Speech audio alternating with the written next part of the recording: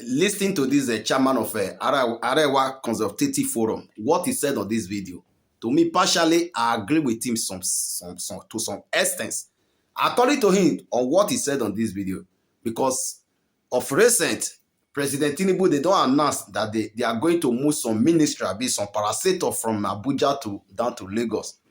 They say they are moving the CBN headquarters down to Lagos because they say they want to use it to decongest Abuja. So which means Abuja is don't congest, so they want to discongest that area. That is why they are moving it to Lagos. Now they also announced they are going to move FAAN. So that is Federal Aviation, whatever. They are still going to move that one to Lagos. So what this man is saying now, this is a chairman of Arewa Consultative Forum. He said, yes, they are now moving some military away from Abuja down to Lagos. This man is also suggesting that they should also move the Ministry of Commerce to Kano, or they move it down to Anambra State, Onitsha, because these two areas, they are the one having the commerce of Nigeria. When you go to North now, because North, they have the business area there. Then when you go to Onitsha there, these people, they still have a very huge business. So now this man is also advocating that they should move that Ministry of Commerce down to Kano, or they move it down to Onitsha. My problem I have with these people now, this is a chairman of Arewa Consultative Forum. Now, all of them, when Buhari was in power, in terms of anything politics, whether the government is moving forward, is moving backward, all of them, they lost their voice. Now, because their kinsman is no longer in the seat now, all of them, they suddenly find their voice. Or you see all of them, they are now agitating. Anything had to do with governor, now all of them, they are agitating. More especially anything now they are not, or maybe benefit to them, or anything that they know is not going to profit to them. You see all of them, they are coming now for hiding, begin to criticize or condemning it. I still see another news where the state senator representing some part of the North also come out and said that this 2024 budget, he did not favor the North. So you see now all of them, they are coming now for their hiding and begin to criticize the government. So when their kinsman was there, we never hear from these people. Although, to regard to what this man said, I agree to him to some extent. So hence, they are now relocating some parastatal down to Lagos. They're the one that still, like the Ministry of Petroleum, they're those ones, they're supposed to also move that one to the south, because these are the petroleum area, these are the oil riverine area that produce petrol in Nigeria. They should also move the Ministry of Petroleum down to south.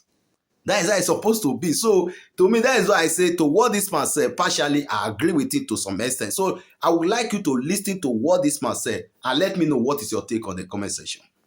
If you talk about transferring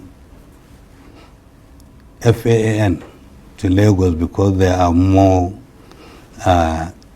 airline activities in Lagos than in Abuja, then you should take the Ministry of Commerce to Onitsha or Kano, because there is far more commercial activities in Onitsha and Kano than in Abuja. You should take the Ministry of Education or Agriculture to Makati, where there is a lot of agricultural activity and food production. You can distribute these ministries to locations according to the kind of activity you can identify. But that is not the intention or the reason or the purpose of establishing a federal capital territory. It's supposed to be in itself a symbol of unity, a symbol of togetherness of this country. The moment you start dismembering ministries back to Lagos, first you are establishing a precedence, which means next government it comes on and it doesn't happen to come from the south, will now return them or transfer others from Lagos back to Abuja, and it will or maybe Kaduna also. Kaduna or Sokoto or Calabar or things like that.